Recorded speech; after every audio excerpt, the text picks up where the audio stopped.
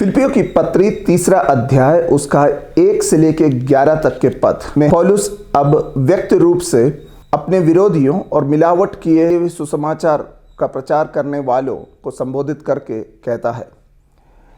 इन पदों में पौलुस खास तौर से ये बात फिलिपियों को समझाना चाहता है कि अब जो सुसमाचार का प्रचार मैंने तुमसे किया, वो सुसमाचार के लिए मैंने बहुत बड़े आत्म बलिदान को भी किया है, मैंने बहुत कुछ चीज़ों को त्यागा है। और पौलुस कहता है कि मुझे इन बातों को दोहरा के कहने में कोई कष्ट नहीं है। 3 अध्याय का पहला पद, क्यों? क्योंकि यह तुम्हारी कुशलता के निमित्त है और इससे यदि अगर तुम्हें लाभ पहुंचती है तो मुझे इसे दोहरा कर कहने में कोई कष्ट वाली बात नहीं है। दूसरे पद में पौलुस अपने विरोधियों को कुत्तों करके संबोधित करता है। वो कहता है, कुत्तों से चौकस रहो।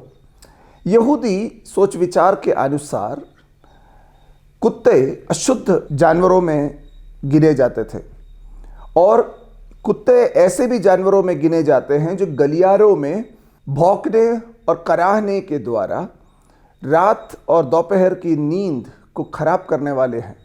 ये ऐसे हैं जो कि जब कोई व्यक्ति थक कर आकर के खेतों में परिश्रम करने के बाद अपनी कुटिया में आके सोता है या अपने घर में आके सोता है, उस समय में ये अपने भौंकने के द्वारा वे उनके विश्राम को नष्ट करते हैं। इसी अर्थ के साथ पौलुस मानो इन व्यक्तियों को जो आकर एक अलग प्रकार के सुसमाचार को प्रचार करने के द्वारा फिलिपियों में किसी प्रकार की परेशानी को उत्पन्न करते, उनकी चैन, उनके सुकून और शांति जो मसीह यीशु के सुसमाचार के द्वारा पहुंचता है, उससे वो भंग करते हैं। क्योंकि वे ऐसे सुसमाचार को अब उनके बीच में सुनाने के लिए लगते हैं जो उद्धार पाए व्यक्ति और मसीह के सुसमाचार के द्वारा विश्राम करने वाले व्यक्ति के हृदय में बेचैनी को उत्पन्न करता है। तो पौलुस कहता है, उन बुरे काम करने वालों से चौकस रहो, उन काट कूट करने वालों से चौकस रहो। इनकी खासियत यह है कि ऐसे लोग जो अन्य प्रकार के सुसमाचार का प्रचार करते हैं, वे ना केवल तुम्हारी शांति को भंग करते हैं, परंतु वे बुरे कामों को करने वाले हैं और साथ ही साथ वे तुम्हारे शरीर में कुछ प्रकार के काट कूट को करने के द्वारा अपने आप की धार्मिकता को प्रमाणित करना चाहते हैं। पौलुस कहता है, ऐसे लोगों से सचेत रहो। जब पौलुस उनके विषय में काटकूट करने वाले करके कहता है तो वो पौलुस पुराने नियम के अनुसार खतना करने की व्यवस्था का जो सम्मान है वो तक इन लोगों को देना नहीं चाहता है। वो केवल ऐसे लोग हैं जो शरीर में काटकूट या काट छाट करने के द्वारा अपने कुछ उद्देश्य को पूर्ण करना चाहते हैं। लेकिन 3 पद में जब पौलुस लौटकर स्वयं के विषय में कहता है या कलीसिया के विषय में कहता है, तो वो कहता है, क्योंकि खतना करने वाले तो हम ही हैं जो परमेश्वर की आत्मा की अगुवाई से उपासना करते हैं और मसीह यीशु पर घमंड करते हैं। क्योंकि अब सच्चा खतना करने वाले हम हैं, अर्थात मसीह में पाए जाने वाले विश्वासी लोग हैं। इस कारण और कोई खतना करने वाला नहीं हो सकता है।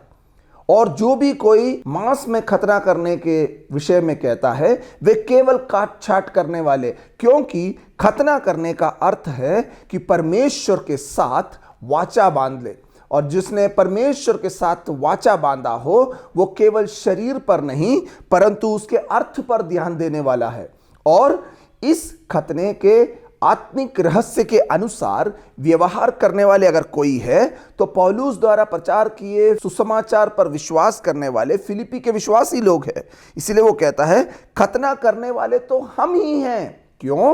क्योंकि हम परमेश्वर की आत्मा की अगुवाई से उपासना करते हैं, पवित्र आत्मा से प्रेरित होकर के परमेश्वर की इच्छा अनुसार उससे जो हमने प्रतिज्ञा की है मसीह यीशु में, उसके अनुसार उसकी साधना और उपासना करने वाले हम ही हैं। और हम मसीह यीशु पर घमंड करते हैं और ना कि शरीर पर हम घमंड करते हैं। वे जो लोग हैं काट छाट करने वाले, वे मसीह में घमंड नहीं करते हैं, क्योंकि उनका आसरा अब शरीर पर है, मांस पर है, और मांस पर किए गए हुए काट छाट के चिन्हों पर है। इस कारण उनका घमंड शरीर पर है। पौलुस कहता है, यदि अगर इस प्रकार से घमंड करने की ही बात है तो मेरे पास बहुत सारी बातें हैं जिनको मैं गिन के कह सकता हूं कि मैं इन सब बातों में घमंड करने के योग्य हूं, पर मैं तो शरीर पर भरोसा नहीं करता हूं। पौलुस के अनुसार यदि किसी और शरीर पर भरोसा करने का विचार हो तो मैं उससे भी बढ़कर रख सकता हूं।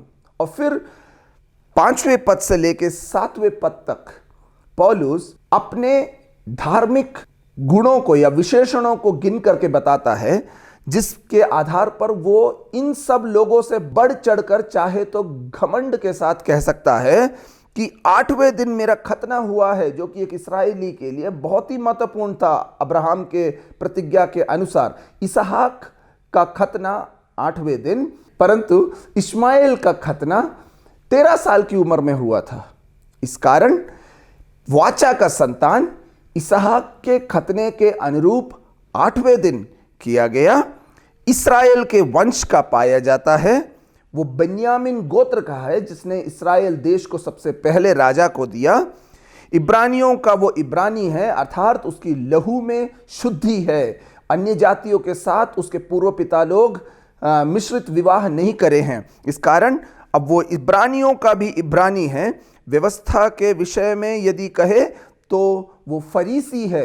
व्यवस्था की छोटी छोटी बातों पर भी ध्यान दे करके, यहाँ तक कि अपने पूर्व पिताओं की व्यवस्थाओं को भी पूर्ण करने के लिए वो इतना जिज्ञासु है, जैसे कि वो गलातियों की पत्री में भी उल्लेख करता है कि वह उत्साह के विषय में तो कलीसिया का सताने वाला और व्यवस्था की धार्मिकता के विषय में यदि कहे तो निर्दोष था। कहने का मतलब सामान्य रूप से पुराने नियम की व्यवस्था और यहूदी समाज के नियमों के अनुसार जो कुछ भी जरूरी था, पौलुस उन सब बातों को 100% पूर्ण किया है अपने जीवन के द्वारा, और इस कारण से व्यवस्था के मांगों के अनुसार वो निर्दोष है, वो निष्कलंक है, उसमें कोई खोट दिखाई नहीं जा सकती। अब इतना अधिक धार्मिक यहूदी धर्म के आधार पर बातों पर घमंड करने की योग्यता रखने के बावजूद पौलुस कहता है कि यह सब कुछ मैं कूड़ा समझता हूं, क्योंकि अब मेरा लक्ष्य एक है कि मैं प्रभु यीशु को पहचान सकूं। मेरी इच्छा यह है कि प्रभु यीशु को मैं पहचान सकूं। इस कारण मैं सब कुछ को हानि समझने के लिए तैयार हूं। और जब मैं प्रभु यीशु मसीह को पहचानने की इच्छा रखता हूं तो मेरी संपूर्ण इच्छा यह है कि मैं मसीह यीशु में पाया जाऊं। जब हम प्रभु यीशु मसीह में विश्वास करते हैं और अपने आप को हम उसके हाथों में समर्पित करके देते हैं, एक खास चीज मसीही जीवन में होता है, वो ये है कि आत्मिक तौर से हम प्रभु यीशु मसीह के साथ एक ऐसे घनिष्ठ संबंध में आ जाते हैं कि अब हम मसीह में जीते हैं। पौलुस अन्य भागों में अपनी पत्रियों में कहता है, मसीह यीशु में चलना फिरना, मसीह यीशु में जीना और मसीह यीशु में मरना, ये सब चीजें जो है एक व्यक्ति के आत्मिक रहस्य को दर्शाता है, जो कि प्रभु यीशु मसीह के साथ संबंध में पाया जाता है। अब वो प्रभु यीशु मसीह में एक हो चुका है, उसका जीना और मरना प्रभु में है। प्रभु यीशु मसीह को पहचानने का अर्थ, इसका मतलब ये है कि वो प्रभु यीशु मसीह में पाए जाने के द्वारा प्रभु यीशु मसीह को दिन प्रतिदिन हर पल अनुभव करता है। उसके उठने बैठने चलने फिरने हर एक चीजों में प्रभु यीशु मसीह में होकर वो करने के कारण प्रभु यीशु मसीह को अनुभव करता है। और जैसे हमने दूसरे अध्याय के 5वें पद में हमने पाया है कि यदि अगर वो मसीह में पाया जाता है, उठता बैठता है, तो मसीह के समान वो स्वभाव भी दर्शाता है अपने जीवन के द्वारा। इस कारण 9वें पद से लेके वो कहता है, और मैं उसमें पाया जाऊं, ना कि अपनी उस धार्मिकता के साथ जो व्यवस्था से है, वरन उस धार्मिकता के साथ जो मसीह में विश्वास करने के कारण और परमेश्वर की ओर से विश्वास करने वालों को मिलती है। वो जो बातें जो व्यवस्था के पालन करने के द्वारा मुझे धर्मी ठहराती है, उनको मैं व्यर्थ समझता हूं, वे मेरे लिए कूड़ा है और वो मेरे लिए हानि है। लेकिन अब जब प्रभु यीशु मसीह में मैंने विश्वास किया और मैं आपके साथ मिल करके सच्चा खतना करने वाला बन जाता हूं, ऐसी अवस्था में जब मैं मसीह को चाहता हूं और मसीह में पाया जाना चाहता हूं, तो फिर मेरे लिए और कोई बात महत्वपूर्ण नहीं, परंतु मसीह में पाए जाने वाले धार्मिकता को मैं प्राप्त करूं, ताकि मैं उसके द्वारा मसीह को और अधिक रूप से समझ सकूं। ये मसीह को समझने पहचानने का एक और अर्थ है, केवल उसमें पाया जाने वाला नहीं है, परंतु 10वें पद में जैसा वो कहता है, उसके मृत्युंजय की सामर्थ को वो पहचानना चाहता है। जो मसीह में पाया जाता है वो मसीह के साथ जिलाया जाता है। पौलुस कारावास में रह करके जब मृत्यु को शायद अपने सामने देखता है, वह नहीं जानता है कि रोमी सम्राट नीरो अब उसको कारागृह से छोड़ने वाला है या उसे मृत्युदंड देने वाला है। जब वो मृत्यु को सामने देखता है, हालांकि उसकी उम्मीद यह है कि वो छुड़ाया जाएगा, एक और बार फिलिपियों के आत्मिक जीवन के लिए सेवा कर पाएगा, लेकिन अंदर ही अंदर वो कहता है कि अगर मैं मर भी जाऊं, क्योंकि मेरा लक्ष्य मसीह यीशु को जानना और समझना है, पहचानना मेरे जीवन में है, तो फिर मसीह में पाए जाने का अर्थ यह होगा मेरे लिए कि मैं उसके मृत्युंजय की सामर्थ को समझ सकूं और उसके साथ दुखों में सहभागी होने के मर्म को जानूं और उसकी मृत्यु की समानता में प्राप्त करूं। मैं अब कारावास में रह के जब दुख भोगता हूं, मसीह के क्रूसीकरण के दुख को मैं समझ सकूं, कम से कम उसकी बराबरी नहीं, लेकिन उस अनुभव को मैं समझ सकूं। और जब उसके दुख में सहभागी होकर के उसके अनुभव को मैं, उस रहस्य को मैं समझ सकूं, तो मैं उसकी मृत्यु की समानता को प्राप्त कर सकूं। प्रभु यीशु मसीह क्रूस पर मारा जाना और मैं प्रभु यीशु मसीह के सुसमाचार के लिए रोमी कारागृह में मारा जाना, दोनों के द्वारा एक बात मेरे लिए अनुभव में आ जाए कि मैं उसके मृत्युंजय की सामर्थ को पहचान सकूं, ताकि मैं किसी भी रीति से मरे हुओं में से जी उठने के पद तक पहुंचूं। ये पौलुस की उम्मीद है, आशा है, विश्वास है कि प्रभु, यदि अगर इस रोमी कारावास में मेरा जीवन का अंत तेरी इच्छा है, तो एक अनुग्रह मुझ पर करना कि मैं जब प्रभु यीशु मसीह में सही खतना करने वाला, सही परमेश्वर की इच्छा के अनुसार उसकी उपासना करने वाला बन गया हूं, मैंने संसार की सारी धार्मिकता को कूड़ा करकट समझकर, हानि समझकर छोड़ दिया है और मैं अब मसीह यीशु को जानने, पहचानने, अपने जीवन के अनुभव में पाना चाहता हूं, तो मदद कर कि मैं उसके मृत्युंजय के सामर्थ को भी समझ सकूं, उस पदवी को मैं प्राप्त कर सकूं। प्रियजनों, हम जब मसीह यीशु के खातिर दुख और क्लेशों से होके गुजरते हैं, हमारी आशा एक रहे कि मसीह बन के जीते वक्त हम मसीह को जाने, समझे, पहचाने, उसके स्वभाव को अपने जीवन के द्वारा दर्शाए।